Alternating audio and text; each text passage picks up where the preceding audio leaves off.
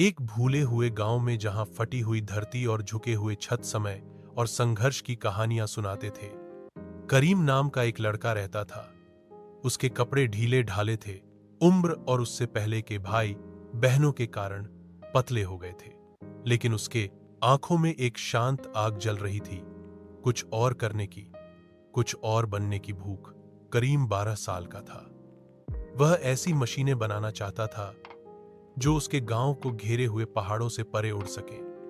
वह साफ पानी, गर्म का सपना देखता था, बिस्तर और भरी प्लेटें। उसने एक इंजीनियर बनने का सपना देखा, पैसे के लिए नहीं, बल्कि अपनी बहन जैसे बच्चों को बिना खांसे सर्दी में सोने में मदद करने के लिए। हर दिन वह सूरज से पहले उठता था। वह पानी लाता था, 1 मील दूर एक कुएं से पानी। उसने घर की सफाई की, फिर नंगे पैर स्कूल 2 घंटे पैदल चला। अक्सर उसे अंदर जाने की अनुमति नहीं थी, बहुत सारे छात्र, पर्याप्त जगह नहीं। इसीलिए वह बाहर बैठा और सुना। टूटी हुई खिड़कियां, कागज के टुकड़ों पर नोट्स लिख रही थीं। वह मोमबत्ती की रोशनी में अध्ययन करता था जब बिजली गुल हो जाती थी, जो ज्यादातर दिन होती थी। उसके पिता की मृत्यु तब हो गई थी जब वह 8 वर्ष का था। उसकी मां कोई के लिए कपड़े सिलती थी। एनएस, उसकी बहन सर्दियों में खांसी। करीम शाम को खाना खरीदने और जब मिल सके तो किताबें उधार लेने के लिए उबले अंडे बेचता था। फिर भी उसने कोशिश की। उसने कचरे से, तारों से पुराने रेडियो ठीक किए। वह अपनी बहन को एक स्ट्रीट लैंप के नीचे पढ़ना सिखाया।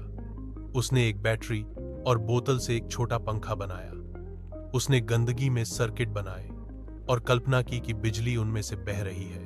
उसने स्कूलों को पत्र लिखे और छात्रवृत्ति। उन्हें ऐसे दस्तावेज चाहिए थे जो उसके पास नहीं थे। उसने नौकरियों के लिए दरवाजे खटखटाए। उन्होंने कहा, तुम बहुत छोटे हो। फिर भी उसने कोशिश की। एक मानसून ने उसके वर्षों से बचाए गए कुछ नोट नष्ट कर दिए। उसने क्रवह चुपचाप रोया ताकि उसकी मां न सुने।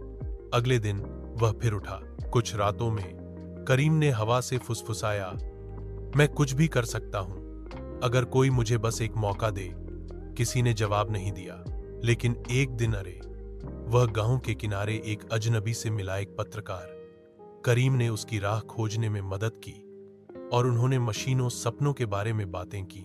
1 सप्ताह बाद एक अखबार में एक छोटी सी कहानी छपी, लड़का शून्य से कौन बनाता है। यह एक छोटे शैक्षिक एनजीओ तक पहुंचा। उन्होंने एक पत्र भेजा। वे उनसे मिलना चाहते थे। यह कोई चमत्कार नहीं था, लेकिन यह पहली बार था कि किसी ने उसे देखा था। सिर्फ एक गरीब लड़का नहीं था, टूटी हुई जूते, लेकिन क्षमता वाला, एक सपने देखने वाला। करीम रोया नहीं, उसने बस पत्र मोड़ा, उसे अपनी बहन की स्कूली किताब के पास रखा और वापस काम पर चला गया।